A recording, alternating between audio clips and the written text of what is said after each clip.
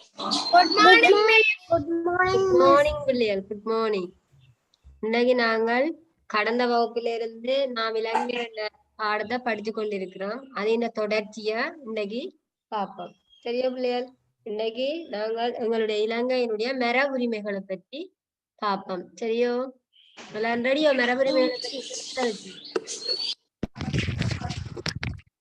Okay, எல்லாரும் வடிவா அவதானி.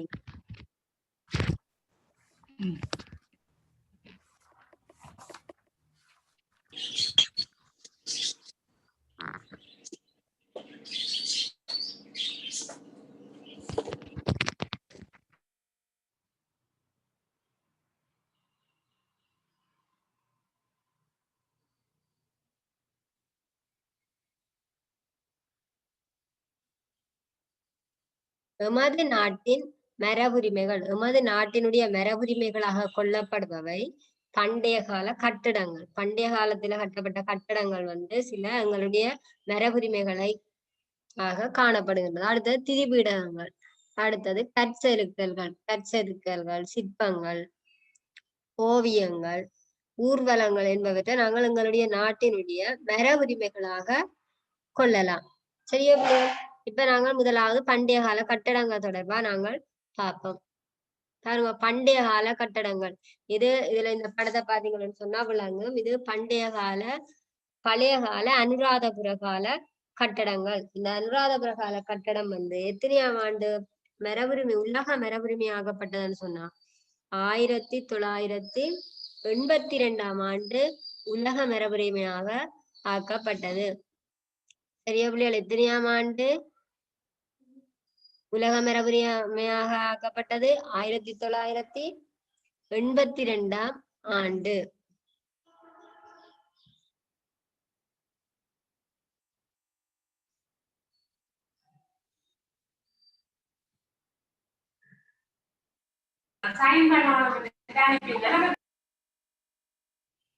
ஆயிரத்தி 1982 ஆண்டுதான் இந்த பண்டைய கால அனுராதபுரம்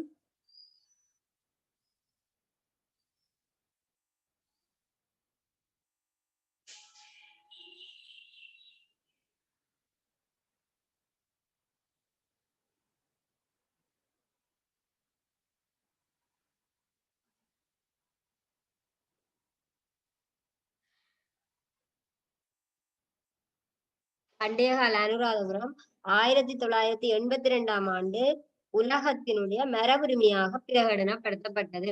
பெரிய பிள்ளைகள் எல்லாருக்கும் தெளிவா விளங்கு நான் கதைக்கிறது. இந்த கவரேஜ் பிரச்சனையால சில வேளையில இந்த குரல் கேட்காம இருக்கலாம். இப்ப விளங்குதா பிள்ளையால் தெளிவா? ஓகே, அடுத்ததை பார்ப்போம்.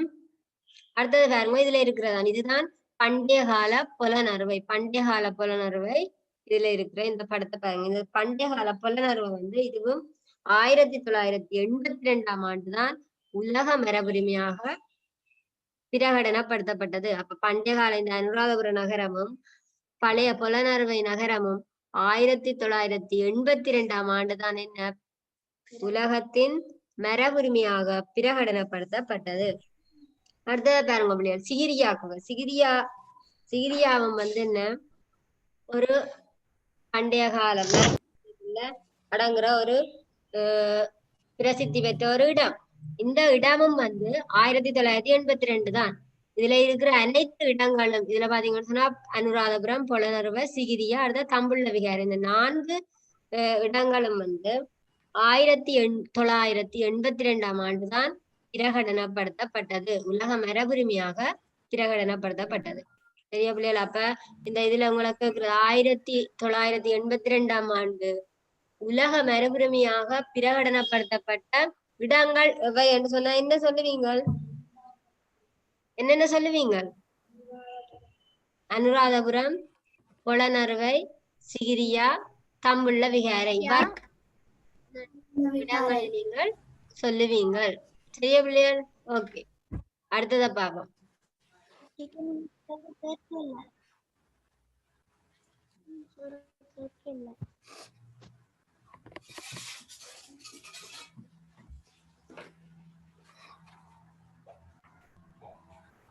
அடுத்தது இதை பாருங்க, அடுத்தது பாருங்க தலதா மாளிகை, அடுத்தது காளிக்கோட்டை. இதுல இருக்கிற இந்த காளிக்கோட்டை, தலதா மாளிகை, முதல் பார்த்த அனுராதபுரம், புலனறுவ, தம்புள்ள விகாரை, இதுகள் எல்லாமே நசிகிரியா. இதெல்லாம் உலக மரபுரிமையாக்கப்பட்டது எத்தனையாம் ஆண்டு? 1982ஆம் ஆண்டு. பிள்ளைகள் நான் கதைக்கிறது விளங்குது உங்களுக்கு? ஓ மிஸ். ஓகே, இனி அடுத்ததுக்கு ஓ மிஸ். அடுத்தது பாருங்க கட்டடங்கள்.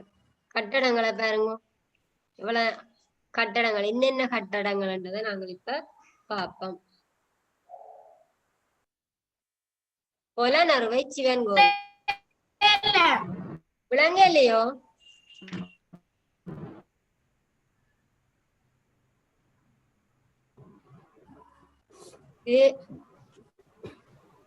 இதுல இருக்கிறது பொலனறுவை சிவன் கோயில். இது பொலனறுவை காலத்துல பொலனறுவையில காணப்படுகின்ற சிவன் கோயில். இது நிசங்கலதா மண்டபம். அடுத்தது நிசங்கலதா மண்டபம் யார் கட்டினது? நிசங்கமல்ல மன்னனால் கட்டப்பட்டதான் இந்த நிசங்கலதா மண்டபம். இதுவும் பொலனறுவையில் உள்ளது. அடுத்த பாருங்க லங்காதிலக விகாரை. லங்காதிலக விகாரிய பாருங்க, இதுவும் பொலனறுவையில் உள்ளது. லங்காதிலக விகாரை எங்க இருக்கு? பொலனறுவையில் இருக்குது. அடுத்த பாருங்க அபயகிரி விகாரை. இது அபயகிரி விகாரை யாரால கட்டப்பட்டது? வலகம்பா மன்னனால கட்டப்பட்டது. சரியா பிள்ளையார்? வலகம்பா மன்னனால இந்த அபயகிரி விகாரை கட்டப்பட்டது. இது அனுராதபுரத்துல உள்ளது. இந்த அபயகிரி விகாரை எங்கே காணப்படுகின்றது? அனுராதபுரத்தில். ஓகே, அப்ப நிசங்கலதா மண்டபம் எங்க காணப்படும்?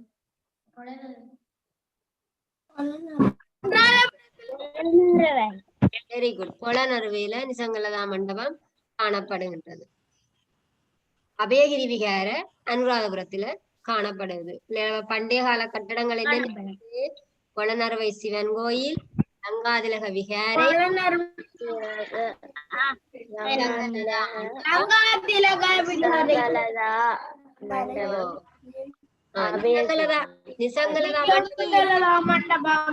நிசங்கலதா மண்டபத்தை கட்டிய மன்னனர்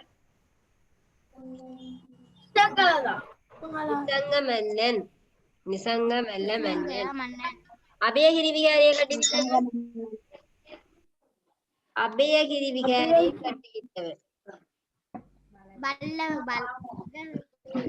வலகம்பா மன்னன். அபயகிரி விகாரியை கட்டுவித்தவன் வலகம்பா மன்னன். ஓகே, இனி அடுத்ததுக்கு நாங்கள் போவோம். ஸ்ரீபோதி மகாவிகாரை. இதுவும் பழைய கால கட்டடம். இது எந்த இடத்துல இருக்கு? இது அனுராதபுர காலத்துல இருக்கிற ஒரு கட்டடம். ஸ்ரீ மகாபோதி விகாரை.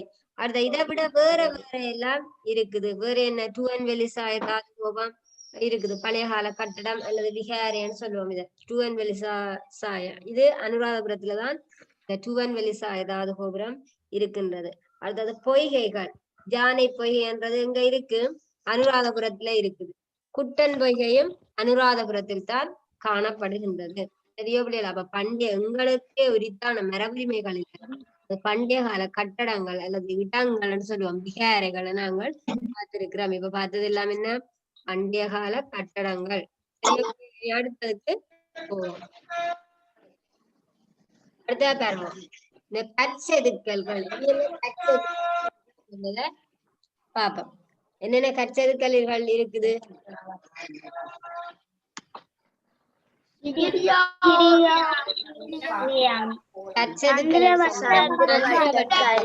இதுல ஒன்று பாத்தீங்கன்னு சொன்னா முதலாவதா இருக்கிறத பாருங்க. இது பொலனறுவை கால சந்திரவட்டக்கல். பொலனறுவை கால சந்திரவட்டக்கல்ல பாருங்க, இதுதான் முதலாவதா காணப்படுகிறது பொலனறுவை கால சந்திரவட்டக்கல். அடுத்ததை பாருங்க, இரண்டாவதாக காணப்படுகின்றது என்ன? அனுராதபுர கால சந்திரவட்டக்கல். இந்த மேலே இருக்கிற இரண்டும் தான் இங்க காணப்படுகின்ற சந்திரவட்ட கல். அடுத்ததை பாருங்க கற்செதுக்கல்.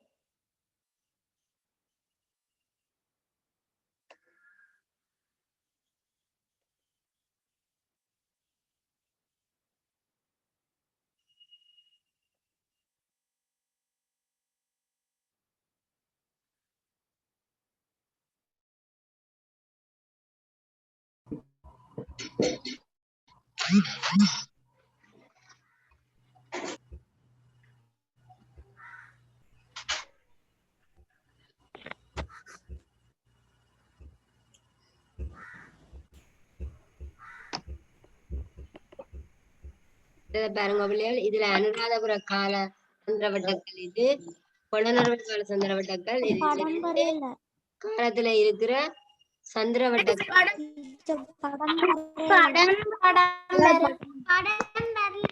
வந்துட்டு வந்துட்டு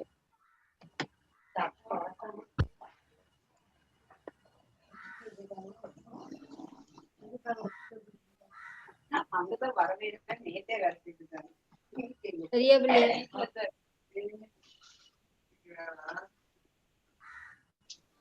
பேளுக்கு போதும்.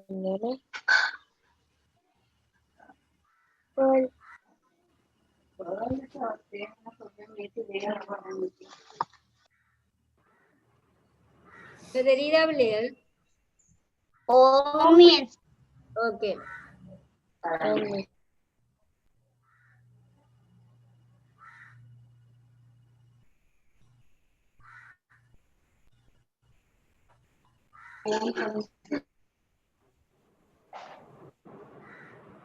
சந்திரவட்டங்கள். அடுத்தது பாருங்க, ஜாபகீவ சிங்கம். அடுத்தது என்ன இருக்கு?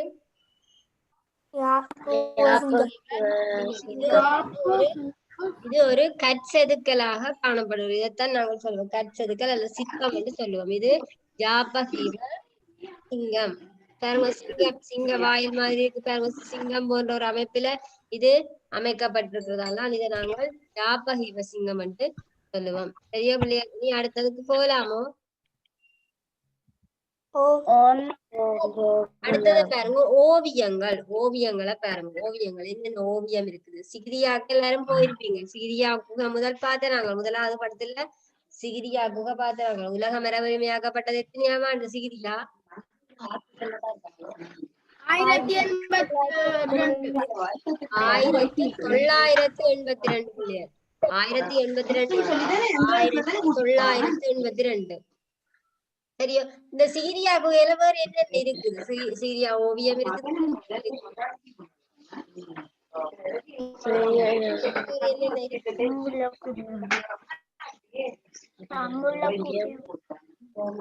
கண்ணாடி கிருக்கல் கவிதைகள் இருக்கு.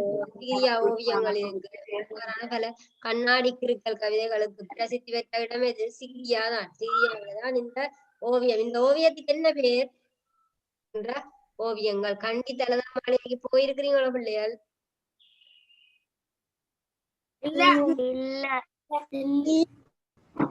நீங்கள் எக்ஸாம் எழுதி முடிச்சுட்டு போவீங்க. உங்களுடைய ஸ்கூலால கூட்டிட்டு போவீங்க. உங்களோட எக்ஸாம் முடிய ஸ்கூலால எல்லாரும் கூட்டிட்டு போவீங்க. அப்ப போய் பார்க்கலாம். சரியா பிள்ளைகள்? கண்டி தலதா மாளிகை ஓவியத்தை பார்த்துட்டீங்களா? அப்ப என்னென்ன ஓவியம் பார்த்தாங்க? சிகிரியா ஓவியம், தம்புள்ள குகை ஓவியம், கண்டி தலதா மாளிகை ஓவியம். சரியா பிள்ளைகள்? அடுத்தது குருத்தோலை அலங்காரங்கள். குருத்தோலை அலங்காரங்கள் யார் செய்கிறது? இது சிங்களவர்களுடைய குருத்தோலை அலங்காரம். இதுல காணப்படுகிறது சிங்களவர்களுடைய அலங்காரங்களை செய்யப்பட்டிருக்கு. பாருங்க, ஒவ்வொரு விகாரிகள் ஒவ்வொரு திருமண வைபவங்களின் போது இந்த குருத்தோலைகளான அலங்காரங்களை செய்துதான் சிங்களவர்கள் திருமண வைபவங்களை நடாத்துவார்கள். விளங்க இல்லையோ நான் சொல்றது?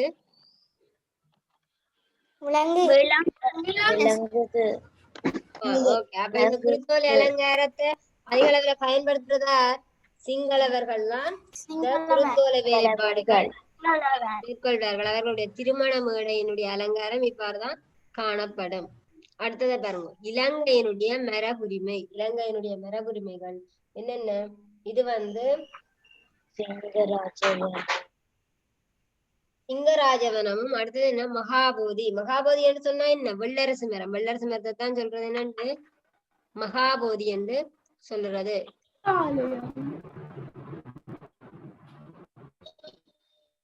சரியா பிள்ளைகள்? இலங்கையினுடைய மரபுரிமை.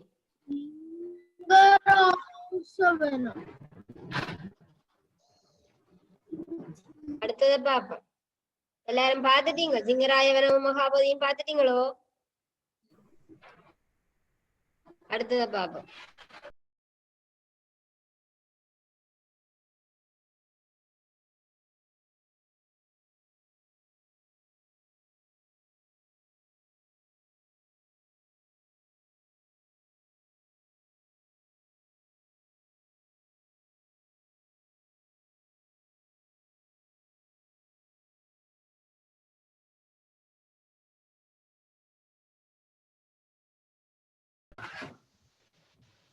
ஓகே பிள்ளையர் பாருங்க. ஊர்வலங்கள். அடுத்தது என்ன? ஊர்வலங்கள். ஊர்வலங்கள் இது மகிந்து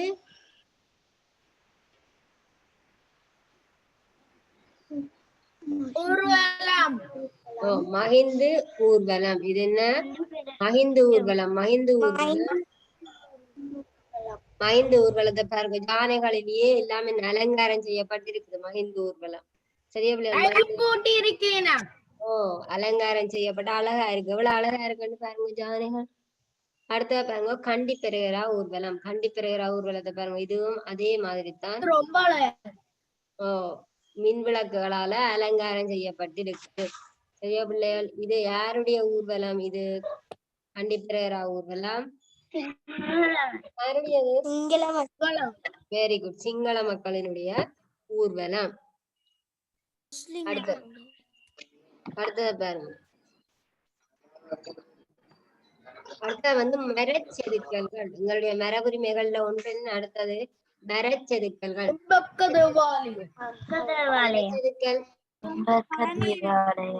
வெரி குட். இந்த மரச்செதுக்கல் வேலைப்பாட்டுக்கு சிறந்த உதாரணம் சொன்னா நாங்கள் உண்பக்க தேவாலயம். இந்த தேவாலயத்தினுடைய பெயர் என்ன? உண்பக்க தேவாலயம்.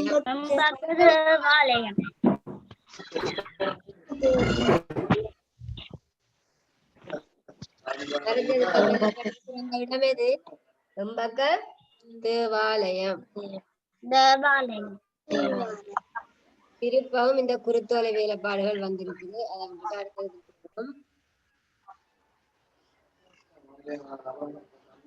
பாருங்க. உங்களுடைய மரபுரிமைகளாக கருதப்படும் கவனிங்க பிள்ளைகள். உங்களுடைய மரபுரிமைகளாக கருதப்படும் இந்த கலைகள் பண்பாடுகள் அழிவடைவதற்கான காரணங்கள் என்னென்ன காரணங்கள் இருக்கு? நாங்கள் எங்களுடைய மரபுரிமைக்கு நாங்கள் அந்த இடத்துக்கு நாங்கள் மதிப்பு வழங்காம இருக்கிறது. அதை கண்டும் காணாத மாதிரி அது ஏனோ தானோண்டு இருக்குது. அதை நாங்கள் மதிக்கிறேன். உதாசீனம் செய்யறதாலதான் அதை அழிவடைந்து போகிறது. அடுத்தது பாதகமான செயலை செய்தல். பாதகமான செயலை செய்தல்னா ஒரு சிலைகள்ல போய் நாங்கள் கேட்கிறது, அதை திருடி அவ்வாறான பாதகமான செயல்களை செய்யறதால என்ன ஏற்படும்? இந்த மரபுரிமைகள் அழிவடைந்து போகும். இந்த காரணம் மரபுரிமைகள் அழிவடைந்து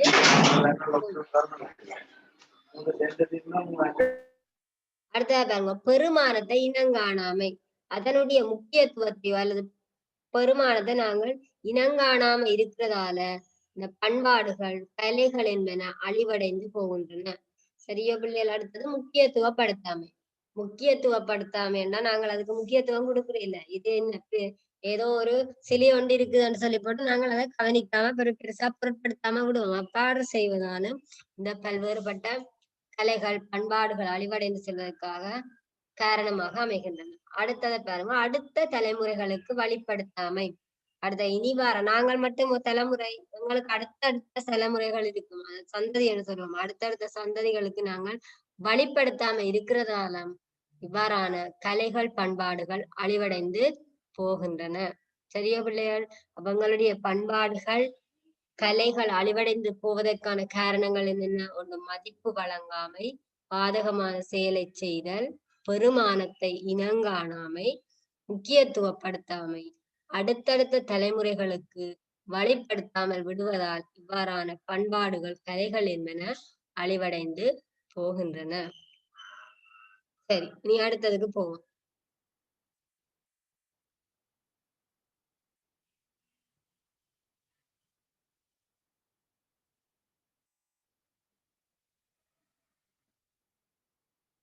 அடுத்த பாருங்க, வழக்காறுகள் விருந்தோம்பல்கள். சரியா பிள்ளைகள்? எங்களுடைய நாட்டுல எத்தனை இன மக்கள் வாழ்கின்றார்கள்? 4 இன மக்கள் வாழ்கின்றார்கள்.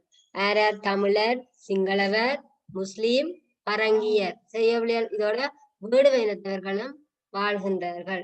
இதால பாருங்க, இவ்வாறான இந்த 4 இன மக்களும் பின்பற்றுகின்ற இந்த வழக்கார்களையும் விருந்தோம்பர்களையும் பாருங்க, பெரியோரை மதித்தல். சிங்களவராயிருந்தாலும் சரி, தமிழராயிருந்தாலும் சரி, எந்த இனத்தவராக இருந்தாலும் என்ன, அவர்களுடைய பண்பாடு வந்து பெரியவர்களை மதித்தல். நீங்கள் எல்லாரும் பெரியவர்களை மதிக்கிற, நீங்கள் உங்களோட வீட்டுல இருக்கிற தாத்தா பாட்டி அக்கா அண்ணா மாதிரி எல்லாரும் மதிப்பீங்களன்னு நினைக்கிறேன். எல்லாரும் மதிக்கிற நீங்களோ, மரியாதை செய்யற நீங்களோ? நாங்கள் மரியாதை வேணும். ஓகே. அடுத்தது ஏழைகளுக்கு உதவுதல். ஏழைகளுக்கு நாங்கள் உதவி செய்யணும். ஏழைகள் வந்து உணவில்லாமலோ அல்லது உடை இல்லாமலோ வாழ்வார்கள். இந்த அவ்வாறான ஏழைகளுக்கு நாங்கள் உதவுகின்ற மனப்பான்மை கொள்ள வேண்டும். அடுத்தது கை கழுவிய உணவு. எல்லாரும் கை கழுவியோ சாப்பிடுற நீங்கள்? நீங்கள்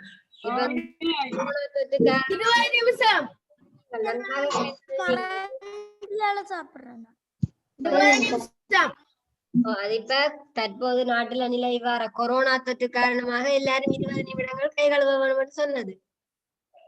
இந்த சுகாதார பழக்கங்களை கடைபிடிக்கிறதால எல்லாரும் இப்ப கை கழுவித்தான் சாப்பிடுவீங்க. சரியா பிள்ளைகள்? கை கழுவிய பின் உணவு உண்ணுதல். பிராணிகள் மீது கருணை காட்டுதல். எல்லாரும் பிராணிகள் மீது கருணை காட்டுறீங்களோ? என்ன செய்வீனம்? இந்த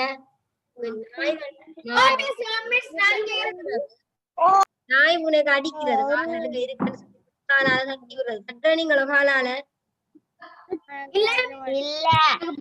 கட்டுறீங்களோ? கட்டக்கூடாது. நாங்கள் பிராணிகள் மீது கருணை காட்ட வேணும். சரி பிள்ளை, அடுத்தது பாருங்க, பெற்றோர் ஆசிரியர்களை வணங்குதல். எங்களை விட மூத்த, எங்களுக்கு கல்வியை கற்றுத்தர ஆசிரியர்களையும் உங்களை வழிபடுத்துகின்ற, உங்களுடைய எதிர்காலத்துக்கு நல்ல வழிகாட்டியாக இருக்கின்ற பெற்றோர்களையும் நாங்கள் வணங்க வேண்டும். சரியா பிள்ளைகள்? இதுதான் எங்களுடைய வணங்குவார்கள். இவ்வாறான செயற்பாடுகள் தான் யாருடையது? இந்த 4 இன மக்களினுடைய வழக்கார்கள், அதாவது விருந்தோம்பர்கள்னு நாங்கள் சொல்லுவோம். அடுத்தது பாருங்க, எல்லா இனத்த மக்களும் வழிபாட்டிடங்களுக்கு செல்லும் போது பாதணிகளை கலட்டி உட்செல்லுதல். எல்லா இன மக்களும் என்ன, தமிழர்களாக இருந்தால் எந்த ஆலயத்துக்கு செல்வார்கள்? வழிபாட்டிடம். எந்த வழிபாட்டிடம்? அது ஆலயம். ஆலயத்துக்கு செல்லும் போது உங்களுடைய பாதணிகளை கலட்டி, அது மாதிரி தான் ஏனைய வழிபாட்டு இடங்களுக்கு செல்லும் போதும் ஏனைய இனத்தவர்களும், அதாவது கிறிஸ்தவர்கள், சிங்களவர்கள், முஸ்லிம்கள் இவ்வாறான இனத்தவர்கள் பாதணிகளை கலட்டி செல்லுதல் வேண்டும். சரியா பிள்ளைகள்? பாதணிகளை கலட்டி உள்ளே செல்லுதல் வேண்டும். பௌத்தர்கள் எந்த வழிபாட்டிடம்? பௌத்தர்களுடைய வழிபாட்டிடம்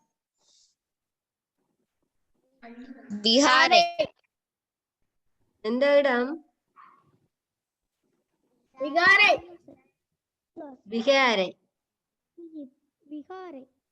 அடுத்தது முஸ்லிம்களினுடைய வழிபாட்டு தலம்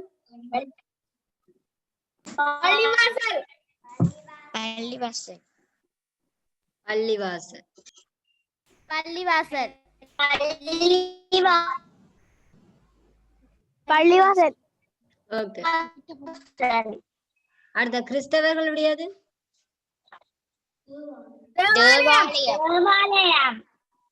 கிறிஸ்தவர்களுடைய வழிபாட்டிடம் எது? தேவாலயம். ஓகே. வேடுவர்கள் எதை வணங்குவார்கள்?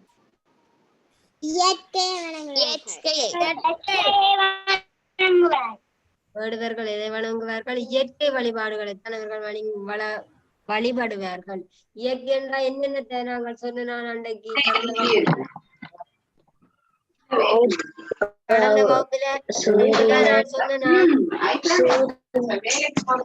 சூரியன்,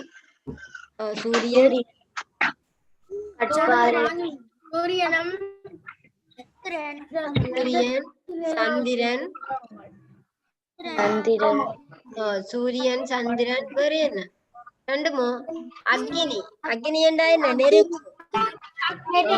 சூரியன், சந்திரன், அக்னி. இது இவற்றை வணங்குவர். சரியா பிள்ளைகள்? அடுத்தது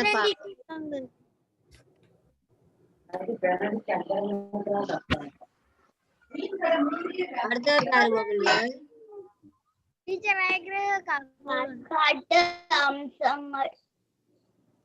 அடுத்தது கவனிங்க பிள்ளைகள். பண்பாட்டு அம்சங்கள். பண்பாட்டு அம்சங்கள் இப்ப நாங்கள் பார்த்ததுதான் எல்லாம் இது இருக்கா சுருக்கமா பார்க்க போறோம். குருத்தோலை அலங்காரம். இந்த குருத்தோலை அலங்காரம் யாருடையது? யாருடையது குருத்தோலை அலங்காரம்? சிங்களவர்களுடையது. இந்த முகமூடி அலங்காரம் இதெல்லாம் சிங்களவர்களுடையது. அடுத்த பாருங்க, இதுல இருக்கிறது மரவேர் அலங்காரம், இளம்பால செய்யப்பட்ட அலங்காரங்கள். அடுத்தது எம்பக்க தேவாலயத்தினுடைய மரச்செதுக்கள் இவ்வாறு காணப்படும். இதுல இருக்கிறது எம்பக்க தேவாலயத்தினுடைய மரச்செதுக்கல் வேலைப்பாடு. அடுத்த பாருங்க, மணமேடை. தமிழர்களுடைய மணமேடை இதுல இருக்கிற மாதிரிதான் தமிழர்களுடைய மணமேடை காணப்படும். அடுத்தது பாருங்க, இங்கால இருக்கிற பாருங்க கத்தோலிக்கர்களின் மணமேடை. கத்தோலிக்கர்களுடைய மணமேடை எது? அடுத்தது பாருங்க. அடுத்த இங்கால இருக்கிற பாருங்க பட்டிக் அலங்காரம். இது பட்டிக் அலங்காரம் என்று சொல்றது. இந்த வெசாக் கூட யாருடையது? சிங்களவர்களுடையது. வெசாக் கூடு. வெசாக் பண்டிகைகளின் போதுதான் இந்த வெசாக் கூட்டை என்ன செய்வார்கள்?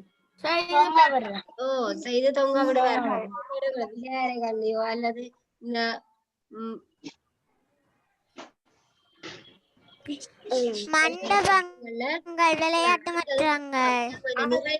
நிறைவுடன் யார் வைக்கிறது?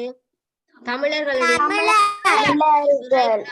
அடுத்தது மாவிலை தோரணம். மாவிலை தோரணத்தை பாருங்க. இந்த மாவிலை தோரணம் தமிழர்களுடையது.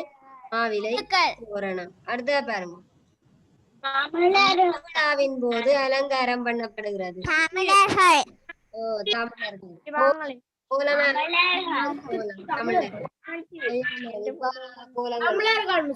யாருடையது?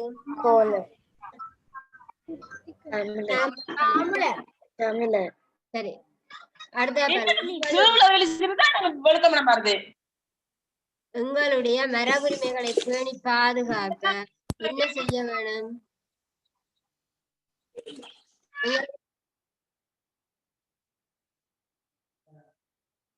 எங்களுடைய மரபுரிமைகளை பேணி பாதுகாக்க செய்ய வேண்டிய விடயங்கள் என்னென்ன பிள்ளைகள்?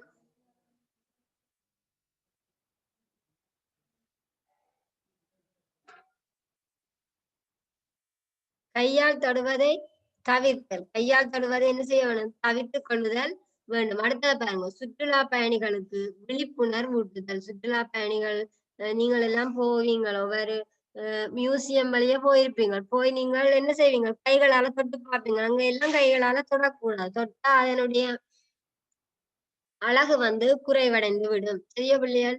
அடுத்த சிற்பங்கள் மீது கிறுக்குவதை தவிர்த்தல். சிற்பங்கள் மீது கிறுக்குறது அல்லது உத்தாஞ்சுதல் இவ்வாறான செயல்களை தவிர்த்து கொள்ள வேண்டும். அடுத்தது பாதுகாப்பு வேலி அமைத்தல் அல்லது பதாதைகள்.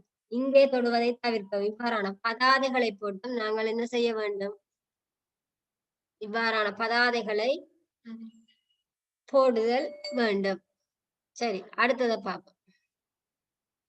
இந்த மரபுரிமைகளை நாங்கள் பேணி பாதுகாப்பதால் எங்களுக்கு என்னென்ன நன்மைகள் கிடைக்கும்? எங்களுடைய மரபுரிமைகளை நாங்கள் பேணி பாதுகாப்பதால் எங்களுக்கு கிடைக்கின்ற நன்மைகள் இவை. என்னென்ன நன்மைகள் கிடைக்கும்? நாட்டுக்கு நன்மதிப்பு கிடைக்கும். உங்களுடைய நாடை பற்றி எல்லா நாட்டுக்கும் ஒரு மதிப்பு கிடைக்கும். எல்லா நாட்டில இருந்து உங்களுடைய நாட்டை பற்றின மதிப்பு கூடும். அடுத்த பாருங்க, நாட்டினுடைய தனித்துவம் பேணப்படும். உங்களுடைய நாட்டுக்கு ஒரு தனித்துவம் பேணப்படும்.